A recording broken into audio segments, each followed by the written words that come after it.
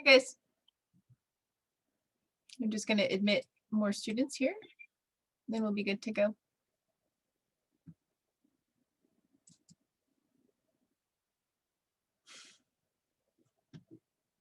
How you guys doing today? Great. Good.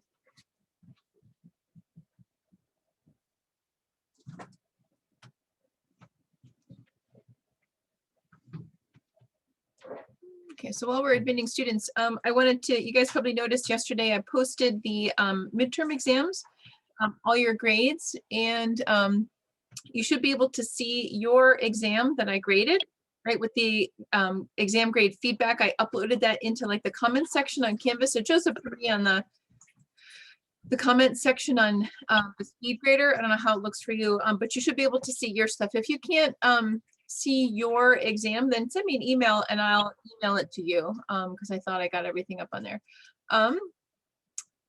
Anyway, I wanted to let you know, sorry, I'm letting people in. I wanted to let you know that the average and the median were about the same, which is good. And they're both really high. So 88% out of 100, that's where I think you guys did on the average really well on the exam. I'll at some point post the solutions for that so that you will have it to study for the final. The second midterm exam is not cumulative. That'll just basically be chapter 5 and chapter 3 most likely. But the final exam will be cumulative for the whole semester. So the midterm exam is good to study for. So at some point I'll post the solutions for that. I have to scan it in. But this is a really good average. It's higher than normal. So that's a pretty good sign. If you want to talk about, I don't know if that was meant for me or not, but so our next exam is on 4/1. I don't think it was ever, I think it's, if you look at the week for that, it's on our syllabus. I think it says April 1st. Also, that's how it got put into Canvas too. It looks like April 1st. Let's see, I lost my train of thought. Yeah, if you guys want to talk about your specific exam, like if I added up the points funny, or you're not sure, how you lost points on a certain thing, or you just want to go over the logic behind a specific question, come to office hours and we'll make sure that like you're the only one there so we can talk about it. Okay. I think that's about it for exam stuff. So this week we're going to have a quiz. The quiz will most likely be on, will there be? No, I won't do that to you. I won't put an April Fool's joke on the midterm. And I know it seems like bad luck to do the exam on April Fool's Day, so I kind of apologize for that. But what can I do? It's kind of how the syllabus was set up. But so circle problem 4 and get 100%. Yeah, but you'll just get 100% on problem 4, which how much is problem 4 worth, right? So you can think about that. Let's see what else. Yes, so we have a quiz on Thursday. Thursday will be most likely chapter 3.1. I'm going to try to throw in some chapter 3.3 stuff, maybe some stuff from the beginning. And chapter 3.3, it's pretty similar to the 3.1 material. So it's not so bad. The 3.3 is different in that we're dealing with vectors. Okay, where we have a basically a curve, right? We've got this, parameterized function that we're working with. In chapter 3.1 is moving in a straight line. What's my favorite type of tease? Not your favorite. What's mine? I'm sorry, I'm reading all your jokes, your joke questions. Okay, so just let's recap for stuff that we did on Monday. Chapter 3.3, we started it. So we're dealing with distance traveled in space. So we're talking about a parameterized curve so that we can represent our x position, our y position, and possibly our z position, okay, as functions of time. So we can talk about just our x position, just our y, and just our z, say, for example. What that leads to is, we called it c of t here, but it's also, we've been also calling it p of t. Here, this is just a recap of stuff that we talked about on Monday. Our p of t, okay, we call p for position typically. This arrow at the top means that it's a vector, okay? So the vector function is a multi-component function, meaning I have a function that represents my x position, a function that represents my y position, and a function that represents my z position. These are all functions of a parameter. Typically the parameter represents time. Okay, so that's why we call it t as our parameter. Okay, so now when we talk about, we say P of t is continuous and differentiable. And so that means that our derivative is also continuous too. So then the question becomes, how do we take the derivative of a vector function? And that's what we're going to pick up today. So this was just a recap of the stuff that we started talking about on Monday for chapter 3.3. And then we're going to pick up from there. If you guys have questions on chapter 3.1, hold them until the end, and then we can, we'll talk, hopefully we'll have a few minutes to talk about chapter 3.1 stuff. Okay, so we just talked about position. Let's pick up and talk about velocity. Okay, velocity is still, even though we're dealing with vectors, right? So let me make sure this is all completely in focus here. So velocity is still the derivative of position with respect to time. Okay, so right, we're given let's say we're given position, right? So P of t is what we call a multi-component vector, multi-component function. So it's got an x component, a y component, and a z component. Okay, and so when we think about P of t as a multi-component vector, my velocity, right? So my velocity is also going to be a vector. So if velocity is a vector, that means it's still the derivative of our position function. Okay, but since our position function is a vector, right? So here's our derivative of position. What I'm going to do is I'm going to take the derivative of my x function. I'm going to take the derivative of my y position function. I'll take the derivative of my z position function if I have z. Okay, sometimes we're dealing with 2 dimensions, sometimes with 3. Okay, so what we have is I've got a derivative, and a derivative, and then they're still sitting in their corresponding positional spaces, right? This is the position for x, this is the position for y, this is the position for z. I'm taking the derivative in its position. So this is our, I'll write this in red, our derivative of each individual function in its place. And we keep them in the same place. We keep them in that same spot. Okay, so I'll draw a picture because I like drawing pictures and visualizing it. So let's say we've got our time axis, we've got our position, and okay, so I've got my, let's say our position function is represented by this. Okay, so this is our position function here, and then let me get out my, where's my green pen? Can't imagine where my, oh, there it is. It's underneath my computer. Hang on. My cat came to visit me during office hours today, and he knocked a bunch of things around. So, all right. So let's say our position. So this position at time A.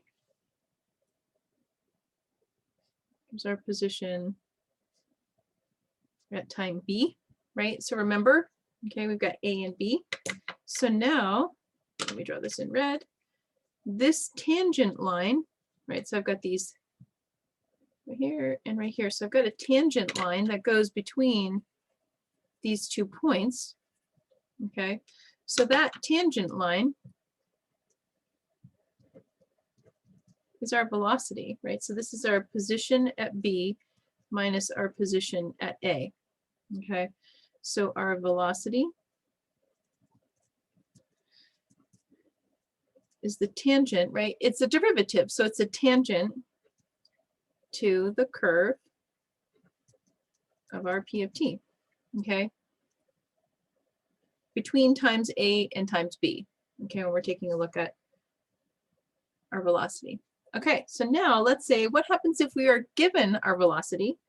So if we are given v of t, how do we get our position function?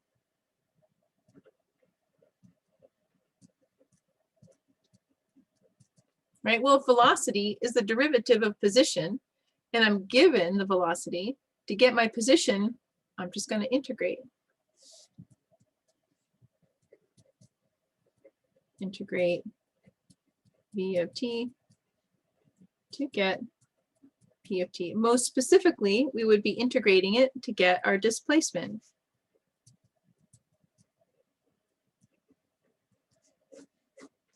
Okay. Displacement, because we are integrating a vector, velocity is a vector. I integrate a vector, I'm going to get a vector for my displacement. So my displacement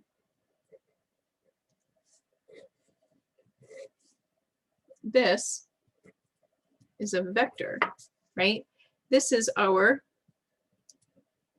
change in position of our object between, two different time periods, right? Between t equals a and t equals b. Time 1, time 2, okay, or time 0 and 1, whichever you want to think about it. Okay, so our displacement, p of t, equals, I'm going to integrate from a to b, my velocity, just like we did in chapter 3.1, right? We just integrated our velocity to get our displacement. The only difference now is that because velocity is a vector, right? So I've got my x of t, my y prime of t, and my z prime of t dt. So how do I do this, right? So this, when I go to integrate this, it looks like this. It's still going to be a vector. So I'm going to integrate from a to b my x velocity with respect to t, comma, right? That goes in my same x position. Stays in my same x position. I'm going to integrate my y velocity to get my y displacement. I'm going to integrate my z component to get my z component of my velocity to get my z component of my displacement. See how it's still in the same position in terms of my x and my y and my t. Okay, this is my displacement, right? So what this means is I'm going to go position of x at b minus position of x at a. I'm going to subtract, right? So this is like my x of b minus x of a. This is my y of b minus y of a, z of b minus z of a. I'm doing the, whoops, sorry, ran out of space. My fundamental theorem of calculus, right? This is our x displacement, our y displacement, and our z displacement. Okay, the different components that make up my x position, my y position, my z position.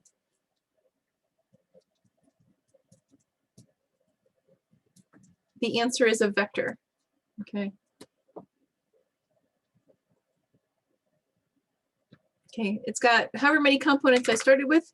I've got the same number of components after I integrate and take the derivative. Okay, so our displacement is a vector.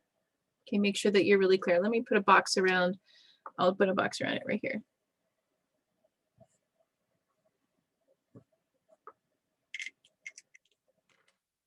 Okay, this bit right here. Okay, that's our displacement. We're integrating our individual components of velocity, if we're given velocity.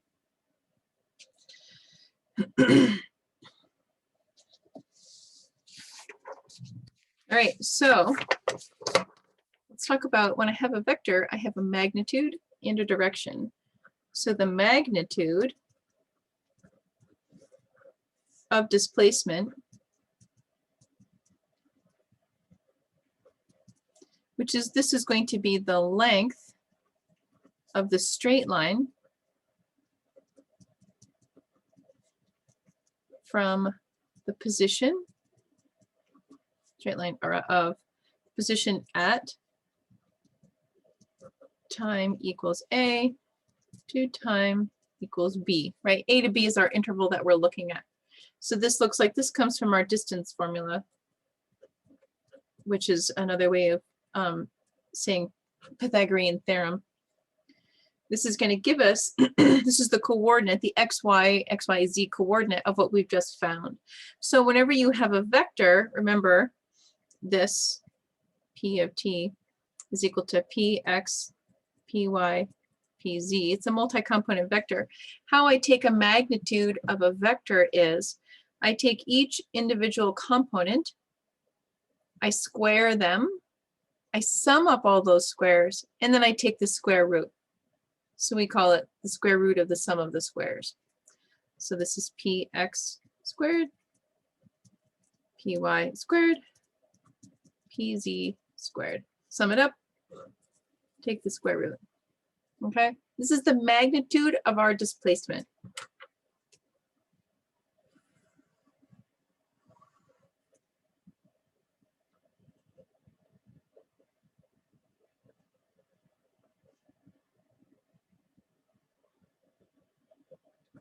Okay, I put these in parentheses to keep us honest, right? Because if you get, my calculator will do order of operations. So if I go -2 squared, it'll give me -4, which isn't what I want, right? So what it's doing is it's squaring the 2 and then multiplying by a -1. But if we want a -2 to be squared, I have to put it in parentheses, so it becomes a +4. You're always going to get a positive number out of here, okay, because we're squaring everything. If you find you've got a negative inside the radical, so you're going to get imaginary magnitude, then you've done something wrong. Go back and check to make sure that you didn't accidentally, type in, you forgot your parentheses in your calculator, say for example. This should always be positive. So let me write down in words what we said this was. This is the square root of the sum of the squares. Okay, that's the magnitude of a vector. This is true for any vector when you want to take its magnitude. Okay, magnitude of displacement. Okay, this is different than our total distance traveled.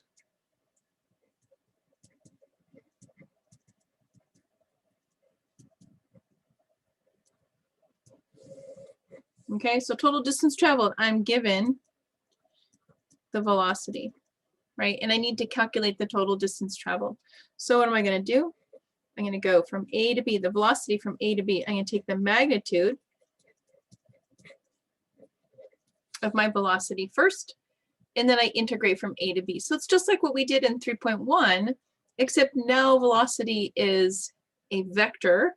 So what that means is we're going to take the magnitude of v of t first, then we're going to integrate. Okay, so it's going to look like this. This is our total distance traveled. So this is going to be positive, right? Because we're taking the magnitude. So I'm going to go from A to B. So I'm going to say Vx squared plus Vy squared plus E squared. I'm putting them in parentheses to keep us honest. And this is going to be integrated with respect to dt. This is total distance traveled. I'm going to put a red box around that. Please note how different this is from our magnitude of displacement. Magnitude of displacement was calculating our displacement first and then taking the magnitude. Okay. Total distance traveled is taking the magnitude of our velocity and then integrating.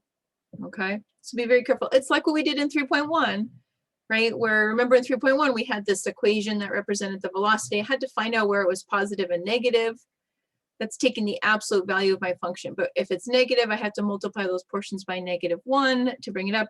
I'm going to make everything positive. I'm going to, by squaring it and then square rooting it. Okay. So just so you know, our speed is equal to the magnitude of velocity. Okay. So we've got different things that are happening to represent different things that we're looking for.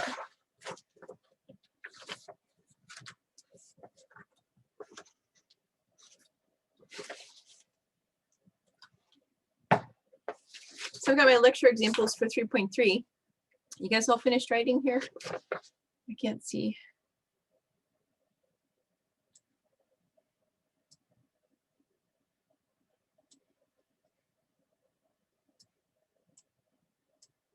Okay, hope you're finished writing. So we've got lecture examples for 3.3. So let's go ahead and get started. So we're given the velocity.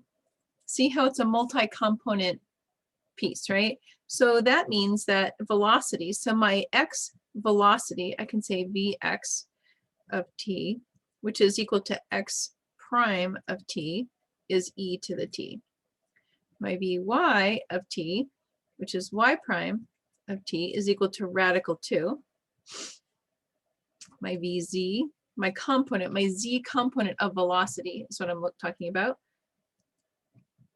which is the derivative of position in just the z direction, minus e to the minus t. And this is all in meters per second. So this is v of t, vx, vy, vz, right? It's a multi-component vector. Okay, it's 3 dimensions too. We've got x, y, and z happening here. So what's the displacement? First thing, between time 0 and 1. Okay, so that's one method. What's the magnitude of displacement? So I need to calculate the displacement first before I can take its magnitude.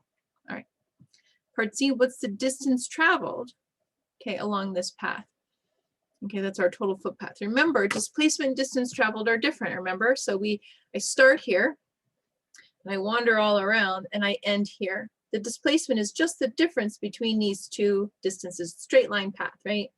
Total distance traveled is my total foot path, okay?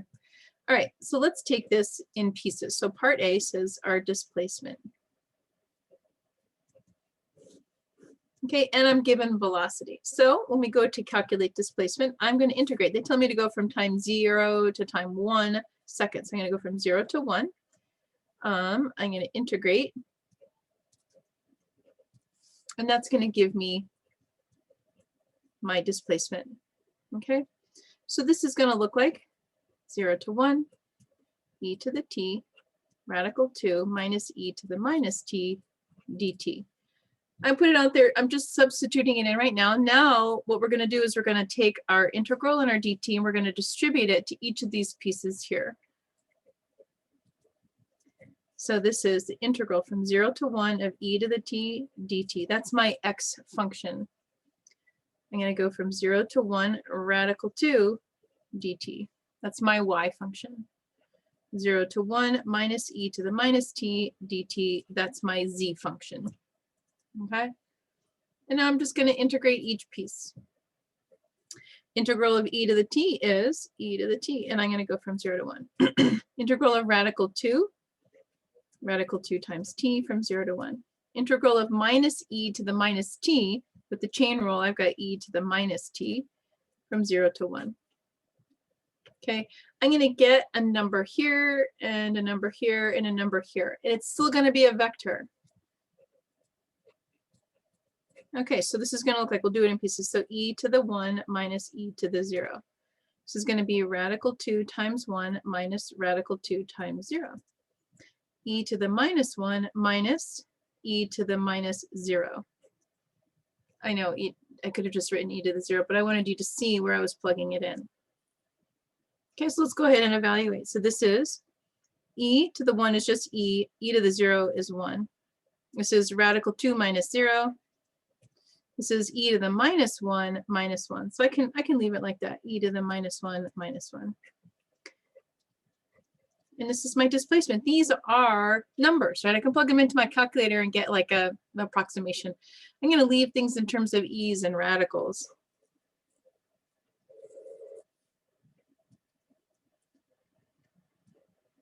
Okay, so remember displacement is a vector. So technically, right? I've got a position here and a position there, and my vector says I've gone at time t equals 0, I was here, time t equals 1, I was here. I've gone from here to here.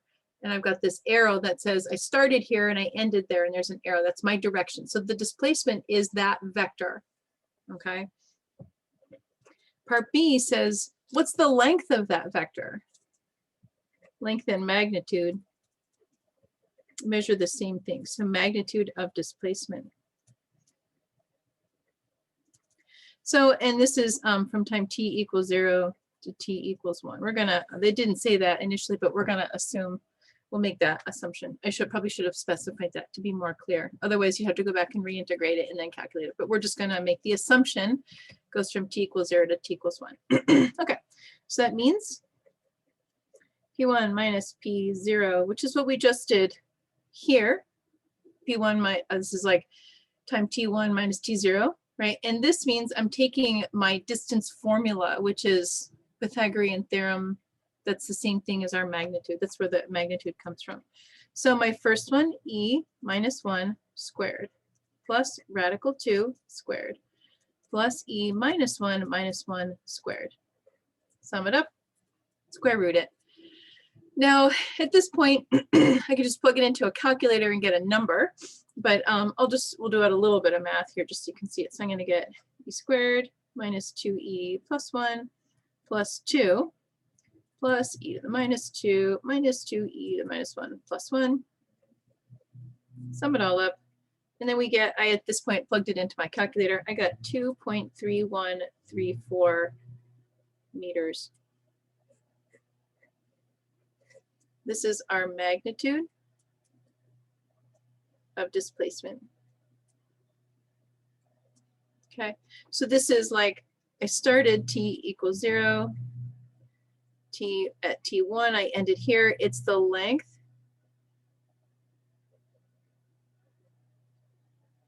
It's the length of that vector right there. Okay, this is my position.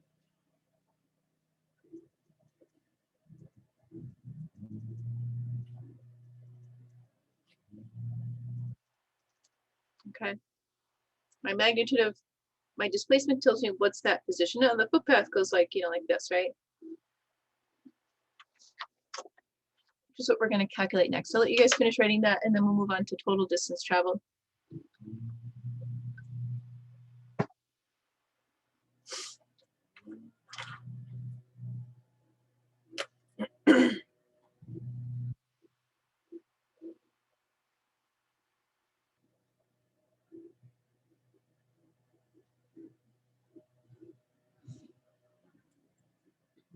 Okay.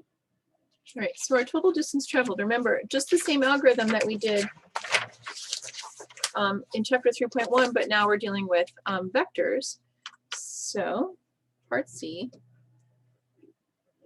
total distance traveled between t0, t equals 0, and t equals 1. So we don't have to, whoops, sorry. So we're going to integrate from the same bounds that we did before. So now remember, I'm going to go A to B, magnitude of my velocity. Okay, so now I'm going to say I'm going to go from 0 to 1 and take the magnitude of my vector e to the t, radical 2, minus e to the minus t, dt. All right, so what does it mean to do this here? So we're going to look like, I'm going to go from 0 to 1. I've got my square root, and it goes my first component, e to the t squared. My second component, radical 2 squared. My third component, squared, dt. Often what happens on exams when we ask for this, and we do, is if you can calculate it, you should be able to, okay? And often we're going to set it up so that you can integrate it. Sometimes we'll tell you just to leave the integral, okay? Because in theory, you can plug this into your calculator and come out with, a value. Although when you have questions like this and we ask you to actually integrate it, you need to show the antiderivative. This one, we're going to work through some of the algebra so you can see the thought process behind it. Okay, so let's actually multiply things out. So I'm going to get, there's a square root here. So this is e to the 2t plus 2 plus e to the minus 2t dt. Okay, this is actually a perfect square trinomial. It doesn't look like it. 2ab b squared, right? This a is radical, b is radical this, and then 2ab is that, which means that I can pull this together as e to the t plus e to the minus t quantity squared, square rooted, dt. This is our a plus b quantity squared. This is the joy of our perfect square trinomial. All right, which means it's a square under a square root. So I'm going to go 0 to 1, e to the t plus e to the minus t dt, which then I can integrate linearly, like using linearity, to get e to the t from 0 to 1. Okay, which means I'm going to get e to the 1 minus e to the minus 1 minus e to the 0 minus e to the minus 0. This is 1 minus 1. This thing goes to 0. This right here, these are just numbers, right? So this is e to the 1 minus e to the minus 1, okay, meters, which is approximately, when I do it out on my calculator, these are just numbers at this point, approximately 2.35 meters, which is just slightly bigger than our displacement.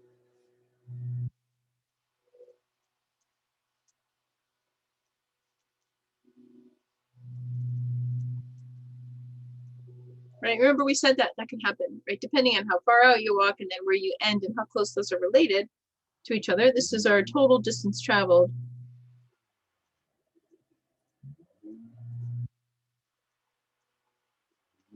Between t equals 0 and t equals 1, okay? It may be different between other times, right? But we just were asked to look at between t equals 0 and t equals 1. All right, well, you guys finish writing that, and then we're going to switch gears and talk about arc length. Similar ideas, but different topic.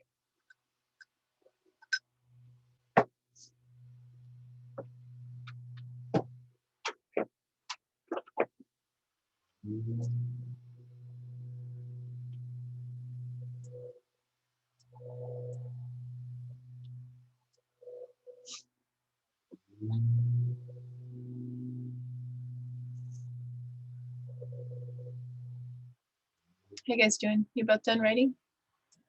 Okay. Ready?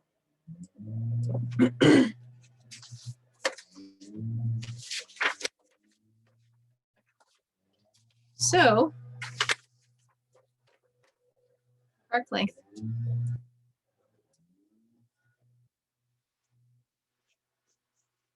Sorry if you can hear that in the background. It's sounds like my my neighbor is having, I don't know if he's like mowing his lawn or doing something, but it's really loud.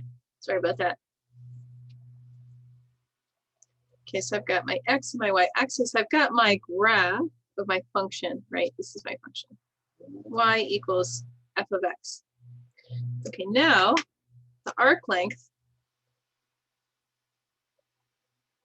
I want to measure, I want to be able to calculate the length of my curve from here to here. I'm really trying to exaggerate it. Okay, this thing right here. So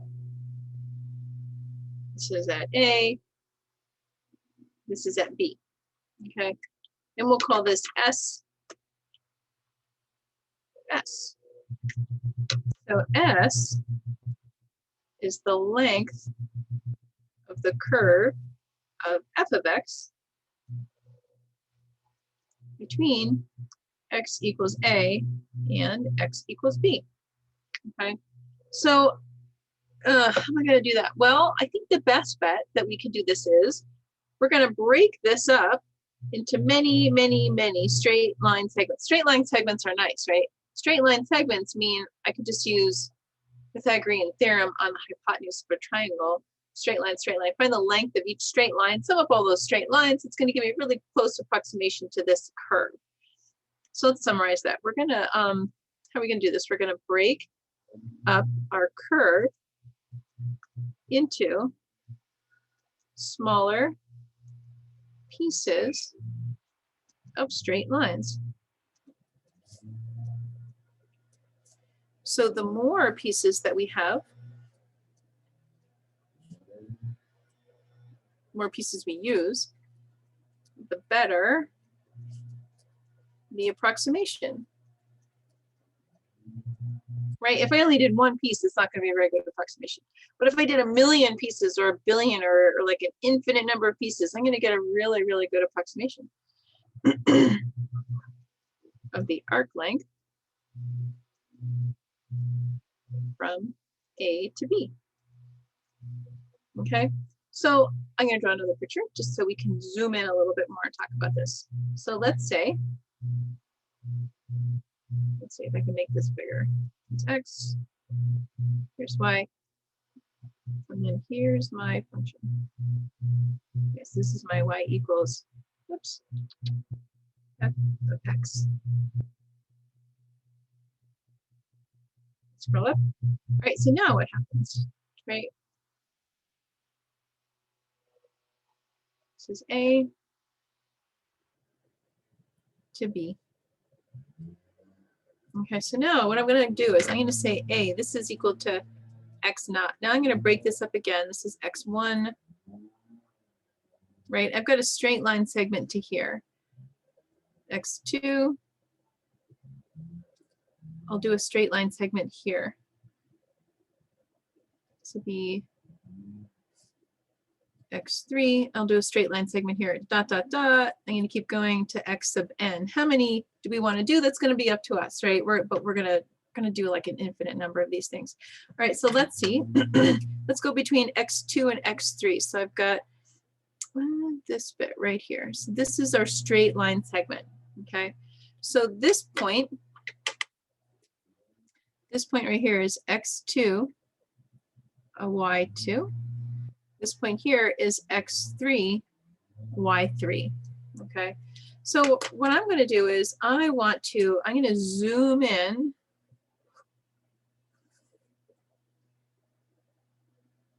So I'm going to make this picture bigger. I'm going to draw it bigger just so we can visualize what's exactly happening. I'm really going to exaggerate that curve. So this is the curve at X2. Here's our curve at X3. So this is X3, Y3. This is X2, Y2, right? I'm really zooming in. I'm over exaggerating that curve just so we can see it. And then let's draw a line. Here's our arc length, okay? So this here, it didn't come out a straight line. This should be a straight line.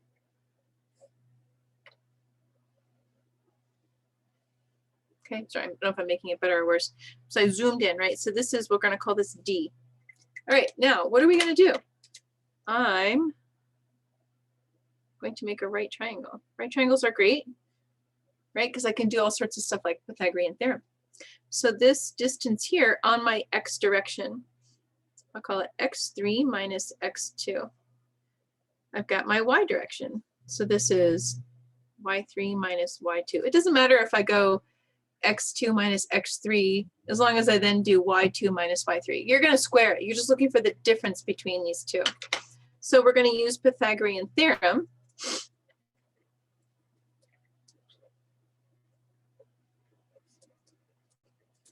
to find D, right?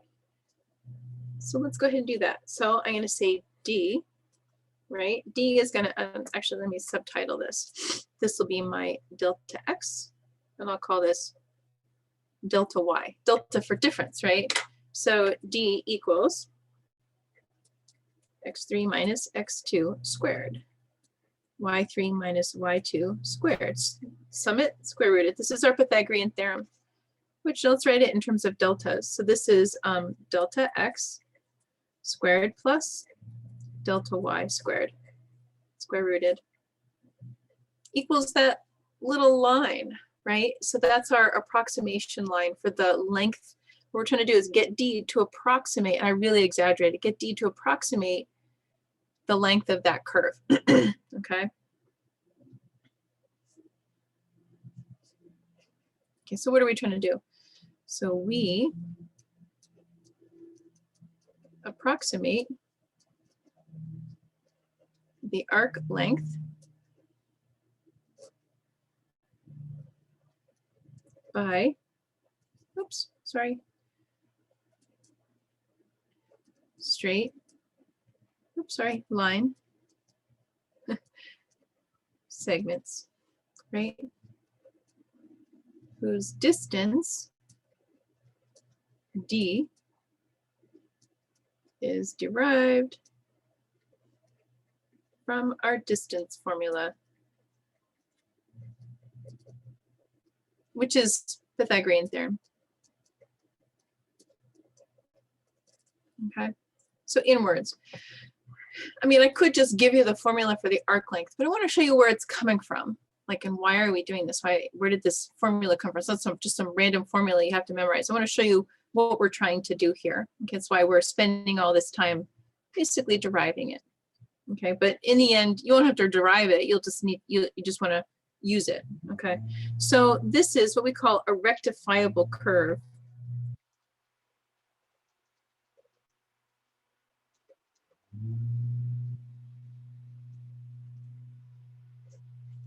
So a rectifiable curve is one that has a finite arc length and for the graph of the curve to be rectifiable between x equals a to b,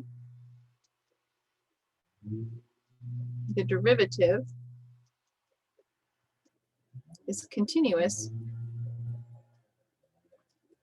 on that interval a to b, right? I mean, we're taking the slope of the line between a and b essentially, right? Well, I'll stand corrected. We're going to find, we're finding the distance formula here. Now we're going to relate it to our slope of our function. Okay, so I'll let you guys finish writing that, and then we're going to start tying it into what is our arc length as a whole. All we did was just this little piece, right, between x2 and x3.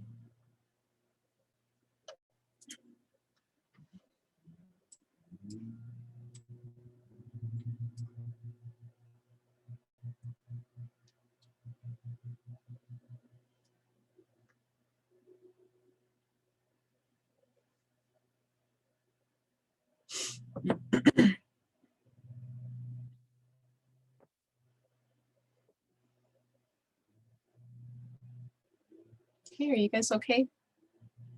Is everybody done writing? Okay. All right, so I'm going to turn the page. So that just gave us that little sliver, but I want to get the whole thing between A and B, right? So to find the whole arc length, right, what are we going to do? We're going to sum up. We're going to do that length of that little line sliver from different pieces, from x0 to x1, x1 to x2, x2 to x3, so on and so forth. We're going to keep going, right? We're going to sum up to get the whole arc length. We sum up all of these small d's, right, between A and B. And you can imagine, right, the more d's that I have, the smaller that they are, the better my approximation is going to be, right? So let's just start thinking about summation. So I'm going to sum up my delta x's and my delta y's. Okay, this is our distance formula again, right? So now I want to get this in terms of one variable. Okay, so I want to take this and I want to multiply by delta x squared all over delta x squared. Okay, put these in parentheses here. Delta x squared over delta x squared. It's just one. I'm multiplying by one. Sorry, I made a mess of it. Okay, I'm not changing things, I'm just going to rearrange stuff. Okay, so if I multiply that by 1, so I'm going to get delta x squared plus delta y squared times delta x squared all over delta x squared, still in the square root. Let's start moving things around. So this is going to look like delta x squared plus delta y squared all over delta x squared times delta x squared, right? So look at what I did. I shifted one of these delta x squareds underneath my delta y squared, and I left one hanging. Now what I can do is I can factor these out. We're working towards something here, right? So we're trying to get it into a form that we're going to recognize in a minute. So I'm going to factor these out. So I'm going to get 1 plus, I'm going to group this together now, delta y over delta x squared. Okay, this is times delta x squared. This is still inside the radical. I've got a square inside the radical, so I can bring that out of my radical. So I can say this is 1 plus delta y over delta x squared inside the radical times delta x. I don't need the square anymore because I took the square root, right? So now let's think about this. We want this delta x. The delta x tells us that difference between x0 and x1, right? We want that delta x to be really, really small. Really, like infinitely small. Right? Infinitely small means I have this little thin slice, this infinitely thin slice, right? So if it's infinitely small, we're looking at dx, right? And we're starting to edge towards summation, but infinitely small pieces, I have an infinite number of infinitely small pieces. I'm talking about integrating, right? So this becomes, I'm going to integrate from a to b, okay, this right here. I'm going to go 1 plus, now instead of dx, delta x becomes dx, delta y becomes dy squared, square rooted, dx. Okay, this is our arc length. Arc length when we have y equals a function of x. So we're doing this as x goes from a to b, okay? So this is arc length of y equals x on arc length of the curve of y equals f of x on the x interval from a to b. Okay, I'll put a red box around that. Right, so I could have just given you this and said, here's your formula for arc length, just go find it, right? Take the derivative, square it, add 1 to it, take the square root, integrate it with respect to x from a to b. Okay, but you want to see where this stuff comes from so that it makes sense, okay?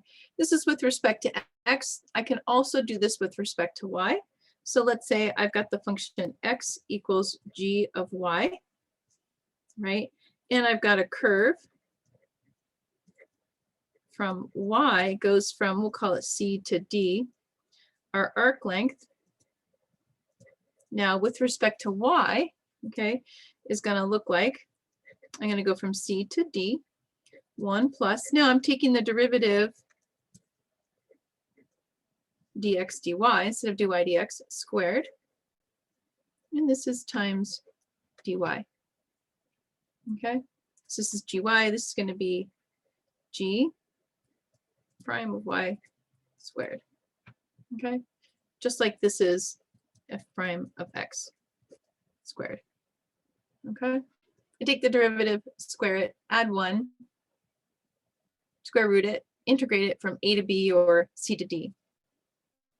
And I'll put a green box around this one because this is going with respect to y, with respect to x, with respect to y. And we're giving you both because we're going to do 2 examples, one where we integrate with respect to x and one where we integrate with respect to y. Sometimes you won't have a choice, and how you're going to integrate it. And then sometimes, you know, you can choose. Okay. All right. Let you guys finish writing that, and then we'll do examples 2 and 3.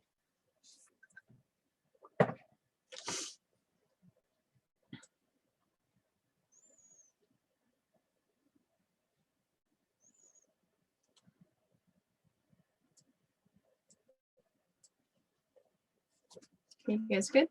All right. Okay, so I've got my example 2. I want to find the arc length. I've got this function here, right? So let's remember, I'm going to write down my formula. So this is y equals some function of x. So that means my arc length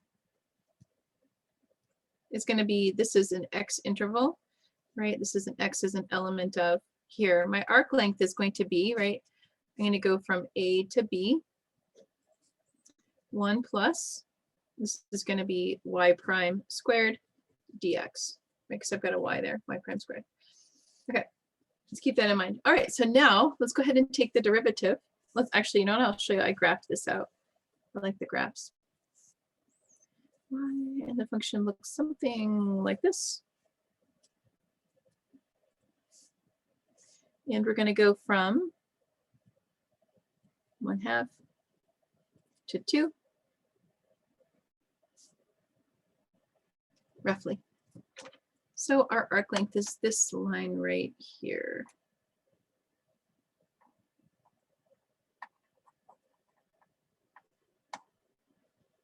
Okay, it's that red line. Okay, so now let's go ahead and take our derivative. So dy dx equals, this is our y prime, which I'm going to take this derivative here. So this is 3x squared all over 6. Plus, I've got a 1/2 that gets multiplied times minus 1 over x squared. So let me factor, this is 3 over 6 is 1/2. I've got a 1/2 here, so I'm going to factor out the 1/2. So I have an x squared minus 1 over x squared. And this is my derivative. Okay, so you're taking the derivative first, do that offline, right? Because now we're going to plug it into here and we're going to square it. Okay. All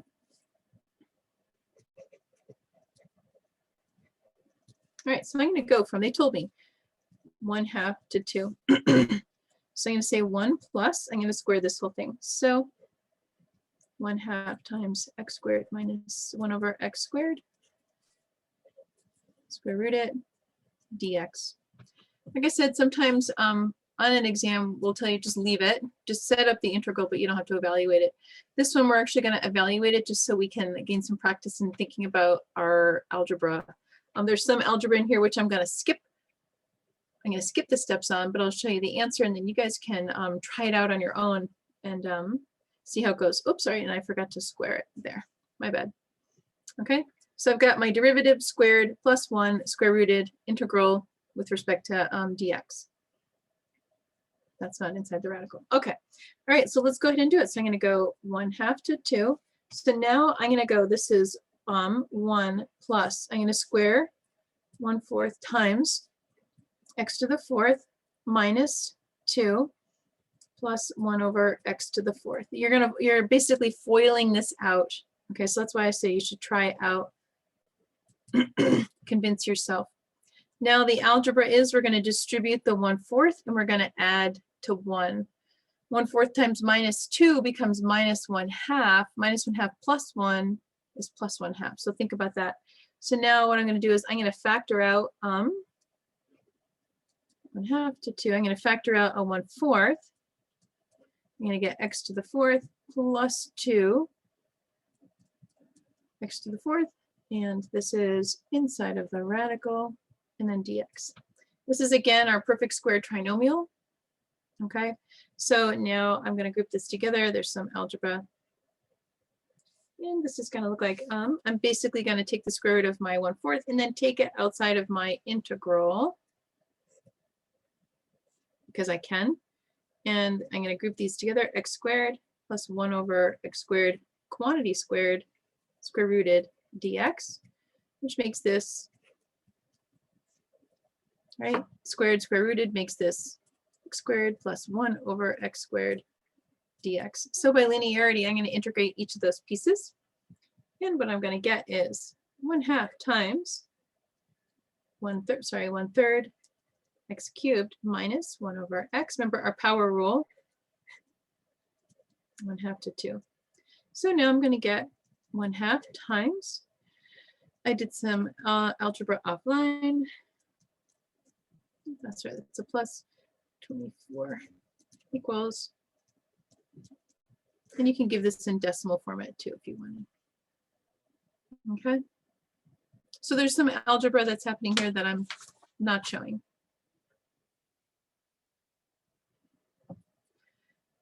Is this the arc length with respect to x? And now I'll do an arc length with respect to y.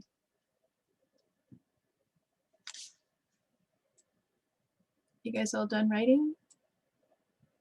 Okay. All right. So this function here, we've got x squared equals y minus 1 quantity cubed, and on an x interval 0 to 8. I know we can do this in terms of y or x, right? I can solve for y, fairly easily, but I'm going to solve for x just so you see how things are, how they change if you need to go and solve it for x equals something, and then you're differentiating with respect to y, just so you can see it. 2, 3, 4, 5, 6, 7, 8, 5. So this thing graphs out like here and here. You can plug in your boundaries to get your graph. I mean, it's going to go, it has like, it's like a parabola that goes this way, right? So now we're going to do this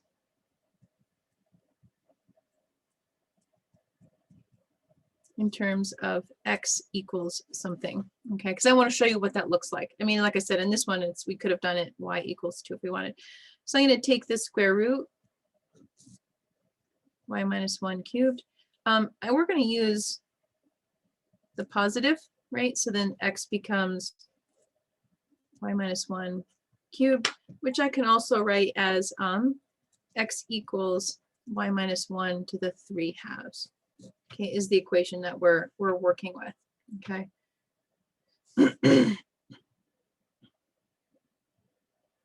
All right. So now I'm going to take the derivative,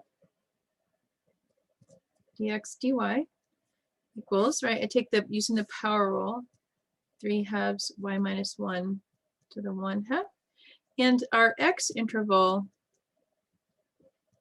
from 0 to 8 corresponds now, because that was, if I'm going to integrate with respect to y dy, I need to know y goes from some value to another value, corresponds to a y interval of 1 to 5. How did I get that? Well, I took this, right, and I plugged this in for x, and I solved for y. So if I plug in 0 for x and I solve for y, I'm going to get y equals 1.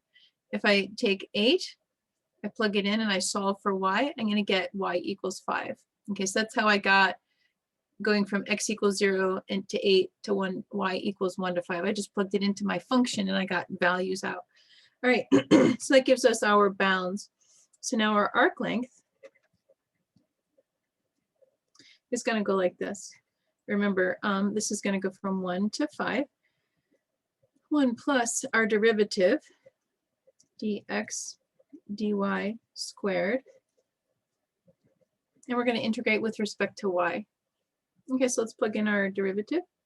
1 to 5, 1 plus 3/2 y minus 1 to the 3/2. I'm sorry, 1/2 squared dy. Okay, so again, there's some algebra, which you can go ahead and do on your own offline, and you can compare, and you're going to get integral from 1 to 5, right? So I squared it, and then I combine all my terms, and I'm going to get 9/4 y minus 5/4 square rooted dy, which I can factor out a 1/4, and I'm going to get 9y minus 5 dy. I suppose I could have just left it, but I factored out the 1/4, and I'm working it from there. You could have just left it either way and then done it. You're gonna use substitution either way, right? So my u equals 9y minus 5, my du equals 9 dy, right? You get the idea how we're going to work it. Okay, so after substitution, we've got some algebra. So I go to integrate it. I've got 1 over 18, 9y minus 5 to the 3/5. Oh, sorry, 3 halves, my bad, all over 3 halves. And I'm going from 1 to 5. Okay, which gives me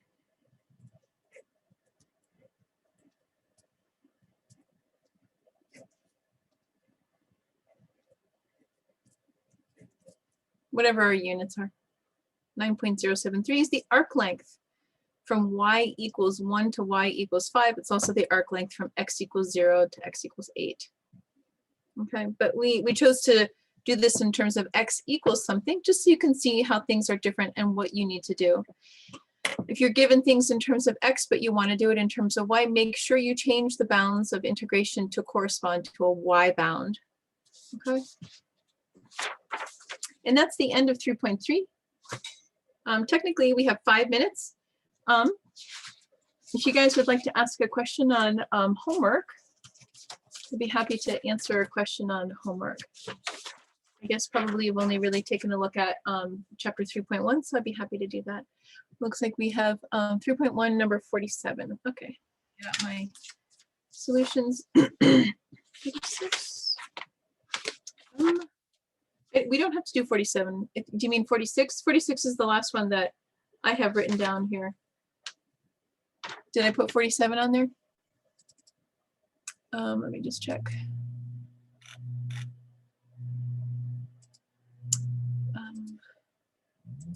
Sorry, I'm just checking. I thought 46 was the last one. Let's see, 3 point. There we go, 3.1. Yes, you only have to go up to 46. Is that the one that you're thinking of, maybe?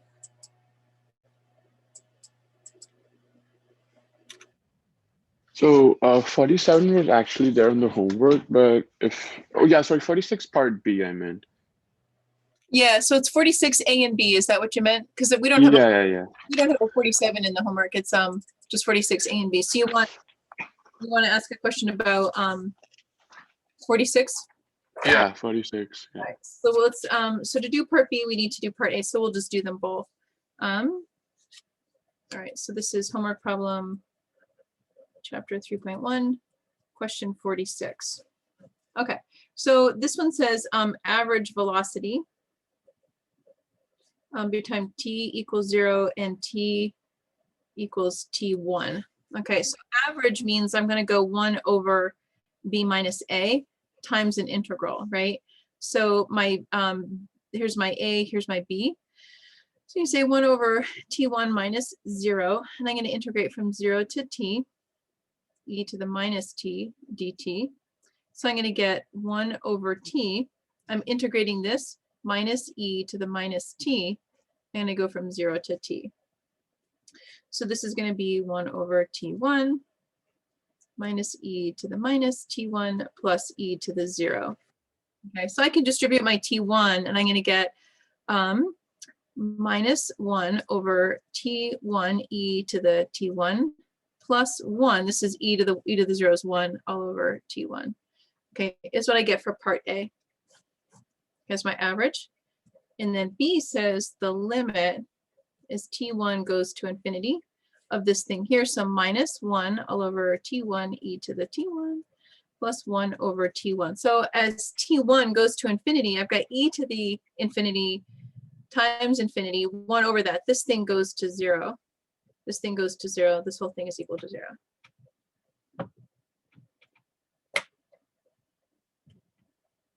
Okay.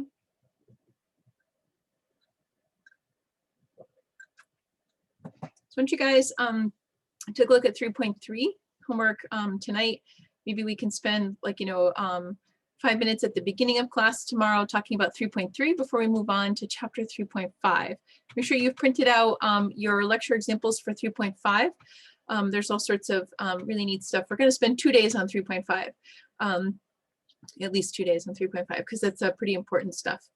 And it takes a while to think about it. Okay, guys, I won't keep you any longer. And if If you have any other questions on 3.1, please come to office hours. I'll be happy to talk about it. Okay. Take it easy, guys. Is the quiz tomorrow 3.1 and 3.3? Yeah, so I think it's definitely 3.1, and I'll probably choose 3.3 questions that are you know, similar to the stuff in 3.1. So like, you know, kind of like just the velocity and displacement and stuff like that, just to kind of think about it. Okay. Okay, guys, have a great day. I'll see you tomorrow. Thank you. Thank you. Bye. Take care, guys.